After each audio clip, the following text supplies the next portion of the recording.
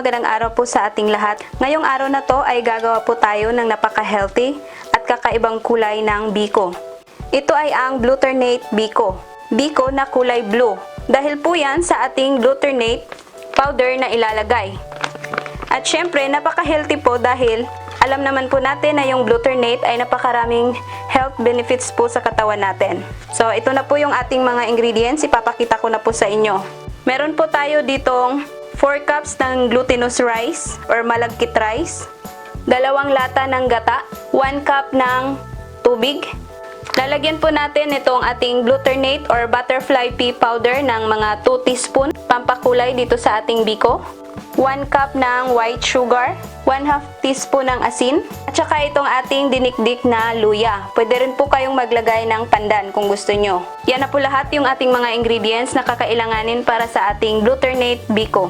Bago po tayo magsimula, i-explain ko po muna sa inyo kung paano po pag yung gagamitin nyo ay yung fresh na bulaklak ng glutamate. So pag fresh po na bulaklak yung gagamitin nyo, kumuha lang po kayo ng bulaklak ng glutamate, tapos ibababad nyo siya sa tubig or papakuluan nyo ng mga ilang minuto para ma-extract nyo yung katas ng glutamate at magkulay blue.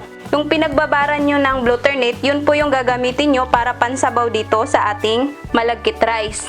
Pero ako ngayon, yung gagamitin ko is itong glutamate or butterfly pea powder kasi wala pong fresh na glutamate dito sa lugar namin. So, binili ko to siya sa online store. So, kung gusto nyo pong bumili nito, lalong-lalo na sa mga OFW dyan, pwede nyo po siyang i-order online. Meron po siya sa Amazon or sa eBay. So, ngayon ay magsisimula na po tayo sa paggawa ng ating biko. So, unang-una, syempre, isasaing po natin itong ating glutinous rice. So, ngayon, sa pagsasaing natin dito, ang gagamitin kong pangsabaw dito ay gata. Pero dahil itong gata na gamit ko ay nasa lata, hindi fresh, maglagay lang po ako nito ng 1 cup na purong gata at dadagdagan ko siya ng tubig na 1 cup din. Pero kung fresh na gata po yung gagamitin nyo, pwede nyo gamitin yung pangalawang piga ng gata. Yun po yung pansabaw nyo sa inyong pagluluto ng inyong malagkit rice. So, ayan po, binuksan ko na po yung ating gata. Ayan, kukuha lang po tayo dito ng 1 cup. Yung natitira na 1 1/2 can ay gagamitin po natin yun para sa ating latik ng ating biko. Ilalagay po natin muna dito sa ating bowl na paghahaluan. Ginagawa ko po to na yung may gata po yung isasabaw ko sa ating biko kasi sa ganitong paraan ay talagang malasang-malasa po yung ating biko. Pagka may gata po tayong sinasama sa ating pagsasaing ng ating malagkit. So ngayon, inihalo ko na din po yung tubig natin na 1 cup. And then ngayon, pwede na nating ilagay itong ating glutamate or butterfly pea powder dito. Para magkulay blue po yung ating malagkit rice pag naisaing na natin. So yan, lalagyan ko po nito ng 1 teaspoon. Ito ay sobrang makulay na kahit na mga 1 teaspoon lang po yung ilalagay natin. Talagang magkukulay po yung ating glutinous rice. Haluin muna natin. Ayan o. Nagkulay blue na po yung ating mixture ng ating gata. Sobrang napakaganda po nitong glutamate pag inihalo natin sa biko. Ito ay natural color po para sa ating biko. Wala pong mga artificial color tayong nilalagay. Ayan, ngayon ay inihalo ko na dito sa ating bigas or sa ating glutinous rice. Paghalo-haluin lang po natin. Hindi ko po siya masyadong dinamihan ng sabaw. Yung sa 4 cups na glutinous rice ay mga 2 cups lang po yung isinabaw ko dito. Kasi ayaw ko po na yung ating biko ay yung overcook siya. Gusto ko yung hindi overcook yung pagkaluto ng ating malagkit rice. So yan, paghalo-haluin lang natin. And then, sunod ko pong ilalagay itong ating luya. Sa aming mga Bisaya, hindi po kumpleto yung aming biko or may kulang po sa aming biko pag hindi kami naglalagay ng luya. So, ilalagay ko po dito sa ating pagsasaing ng ating malagkit rice itong luya. So, yung ginawa ko pala dito sa luya ay hiniwa ko siya ng malalaki at dinikdik ko siya para talagang lalabas yung kanyang katas. Yan, nilakihan ko yung pagkahiwa para mamaya pag tinanggal na natin ay hindi po tayo mahihirapan. Madali lang po nating makikita at matatanggal yung luya. Sobrang bango po niyan. Napakasarap po pagka naglagay tayo ng luya. Or yung iba, ang nilalagay nila is yung pandan leaves. Maganda din po yun. Pero ito po kasi yung nakasanayan naming mga Bisaya. Pagka biko ay naglalagay po kami ng luya. So ngayon ay ready na po natin tong isasaing. Ayan po, isinalang ko na po yung ating malagkit rice dito sa ating stove at ready na po natin tong lutuin. So yan, sindihan ko na po yung ating stove at tatakpan po natin para kumulo. Ngayon po ay kumukulo na po itong ating sinaing na malagkit rice. So yan, pagka kumukulo na, hihinaan na po natin yung ating apoy para hindi siya mabibigla at dahan-dahan po siyang maluluto. So yan, tatakpan ko po ulit para maluto yung ating malagkit rice. At babalikan po natin yan mamaya. Ngayon po, habang hinihintay po nating maluto yung ating glutinous rice, ngayon ay gagawin muna natin yung ating latik. Dito sa ating kawali, ilagay po natin yung ating natira na gata kanina na 1 1/2 can. Yan. Tapos, sindihan na po natin yung ating stove. Paghalu-haluin lang po natin hanggang sa kumulo at magiging latik po itong ating gata. Ngayon, isi-share ko po sa inyo kung ano po yung sekreto kung bakit yung biko ay hindi siya mapapanis kaagad. Ay yung gagawin natin tong latik or sa aming mga Bisaya, ang tawag namin ay lunok. So gusto natin tanggalin or kukuha natin yung latik dito at yung matitira na lang ay yung langis. Sa natitirang langis, dun po natin lulutuin yung ating glutinous rice or yung ating biko. Sa ganung paraan po, yun po ang sikreto para yung ating biko ay aabot siya ng mga 3 araw na hindi siya mapapanis kaagad. Basta babantayan lang po natin para hindi manikit at masusunog yung ilalim ng ating gata. Kaya na po, napapansin nyo na nag-reduce na po yung ating gata kanina. Kikita nyo na yung lagis ay unti-unti na pong lumalabas. So, hihintayin lang po natin to na medyo mag-golden brown po itong ating latik or lunok. Yan, halu-haluin lang natin para hindi masusunog. Patok po itong gawin nating negosyo or ibebenta kasi itong ating biko ay kakaiba at napaka-healthy po. Maiinggan nyo pong bumili yung tao dahil itong ating biko ay kakaiba, bago sa paningin nila. At sa mga may kaalaman din tungkol sa glutamate, magugustuhan nila to dahil napakaraming health benefits po sa katawan natin. Unti-unti na po siyang tumuyo. Papakita ko po sa inyo mamaya pagka medyo nag-golden brown na po itong ating latik. Ayan po, nakikita nyo na naghihiwalay na po yung langis at saka yung ating latik. So, malapit na po to. Hihintayin na lang po natin na mag-golden brown or mag-light brown po itong ating latik or lunok. Basta halu-haluin lang natin para hindi siya masusunog. Balikan po natin to pagka nag-brown na itong ating latik. Ayan po, nakikita nyo na nag-golden brown na po yung ating latik. So, ito ay malapit na po natin tong hahanguin. Kasi unti-unti na po siyang nag-brown. Huwag po nating pasubrahan kasi papait po to pag nasubrahan natin ng pagka-brown. Talagang matrabaho po itong paggawa ng latik. Pero napakasulit naman po kasi sobrang sarap po ng ating biko at saka matagal po siyang masisira. Yan, sa tingin ko ay okay na to.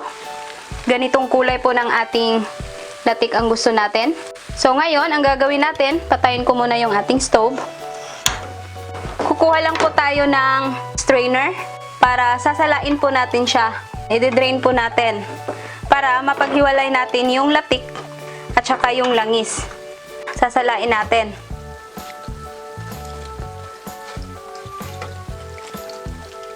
Papatuluin po natin yung langis. Pagkatapos, babalik natin yung langis dito sa ating kawali para masimulan na po nating lutuin yung ating biko. So, ayan po yung ating latik. Ito naman yung ating langis kanina. So, ngayon, ibabalik ko na po ito sa ating kawali.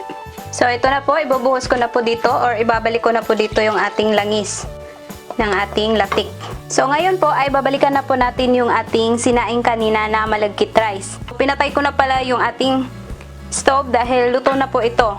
Nakikita nyo, napakaganda po ng kulay ng ating glutinous rice. Kanina pala nung sinaing ko to, dinagdagan ko po ng mga 1 cup na tubig. Dahil napapansin ko na tumuyo na siya pero nang tinikman ko ay medyo matigas pa yung ating glutinous rice. So nagdagdag po ako. Okay lang po yun. Mas maganda nga po yung paunti-unti yung paglagay natin ng tubig kasi hindi malalata yung ating glutinous rice. Ayoko po yung pagsaing natin ng malagkit ay lata na kasi lulutuin pa naman po natin yan mamaya dun sa ating langis. So mas lalo siyang lata. So ayoko nung parang lugaw na yung texture ng ating biko. Kaya iwasan po natin yun. Mas maganda na paunti-unti yung paglagay natin ng tubig. Hindi siya masubrahan kaagad ng tubig para hindi malata yung pagsaing natin sa ating glutinous rice. Ito ay ready na. Blue na blue po. Yan. Tinikman ko siya. Yung Glutamate kasi wala po siyang aftertaste. Kung tinikman natin, wala ka pong malalasahan na kakaibang lasa. Para lang po talaga siyang yung ordinary na malagkit pero may kulay. Ready na nating lutuin yung ating biko. So ngayon po, pwede na nating ilipat dito sa ating langis yung ating sinaing na glutinous rice. Napakabango po nitong ating biko. Talagang maaamoy po natin yung luya na nilagay natin. So ngayon ay yung luya, tatanggalin ko na po. Hindi ko na isasama dyan. Nandun na po yung flavor ng ating luya dito sa ating malagkit rice. So ngayon po, pwede na po nating sindihan yung ating stove. At dapat mahinang apoy lang po muna. Yan, tapos hahaluin natin. Para yung langis ay ma-absorb po dito sa ating malagkit rice. Haluin muna natin bago natin ilagay dito yung ating sugar. Napaka-healthy po talaga nitong ating biko. Kasi alam nyo po, yung glutamate, mayroon po siyang taglay na pangontra sa cancer, anti-tumor, ganda din po ng ating kutis dahil meron po siyang antioxidant. Maganda din po to sa ating buhok. And then, yung sa mga may anxiety at depression, maganda din po to. Nakakatanggal po to ng stress. Lalong-lalo na sa mga babae na yung dysmenorrhea. Nakakatulong din po to. Pwede rin po tong pampapayat kasi maganda siya sa ating digestion. So, ngayong napaghalo-halo na natin, pwede na nating ilagay yung ating sugar. Yan, magtatanong po kayo bakit white sugar po yung gamit ko. Kasi kadalasan, pag sinasabing biko, kung hindi muscovado sugar, ay brown sugar po yung ginagamit. Ito kasi ay hinaluan natin siya ng glutamate. At ang gusto nating ma-achieve sa ating biko ay maging kulay blue, hindi po ba? So, para makuha natin yon, white sugar po yung gagamitin ko. Pero kung gusto nyo pa rin po namang gumamit ng brown, wala pong problema yon. Ngayon ay ilalagay ko na po itong ating sugar. Hatiin ko po muna para matansya ko kung gaano siya katamis. Mga 1/2 cup lang po muna, tapos titikman ko kung kinakailangang ubusin yung 1 cup, ay magdagdag po tayo mamaya.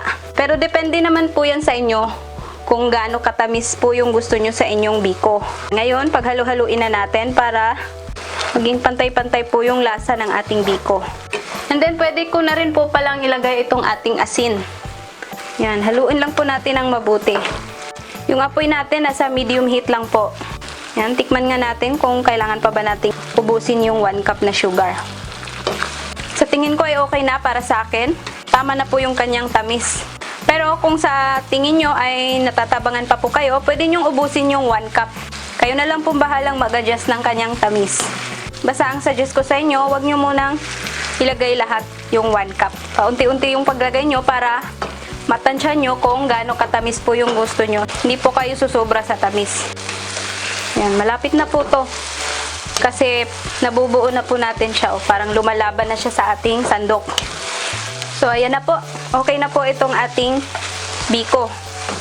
Pwede na nating patayin yung ating stove.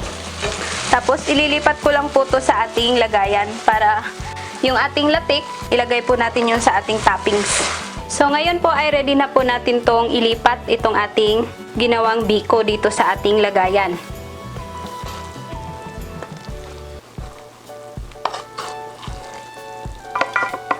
Pa-flatten lang natin para mas maganda po siyang tingnan. Ayan, napakaganda na po ng kanyang itsura. I-divide na po natin para mabilis po natin siyang matanggal mamaya kung gusto na nating kainin or tikman.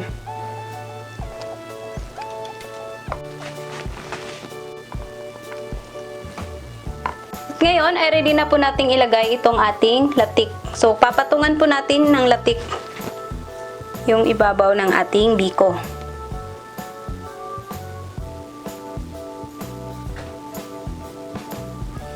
Ayan na po, nalagyan ko na po ng latik itong ating biko. So ngayon ay ready na po natin tong tikman. Kukuha lang po tayo. So tikman po natin para malaman natin kung gaano kasarap po itong ating ginawang Blueternate biko. Napakasarap po. Tamang-tama lang po yung kanyang tamis. Ito na po ang ating Blueternate biko. Sana po'y magustuhan nyo po itong ating recipe ngayong araw. Sana'y mag-like, mag-subscribe at mag-share po kayo. At kung bago lang po kayo dito sa channel namin, pakiclick na rin po yung notification bell para updated po kayo lagi kung meron po kayong bagong upload na videos. Maraming salamat po sa inyong panonood. Sa ngalan po ni Ate Mayang, ito po si Mama Yeps.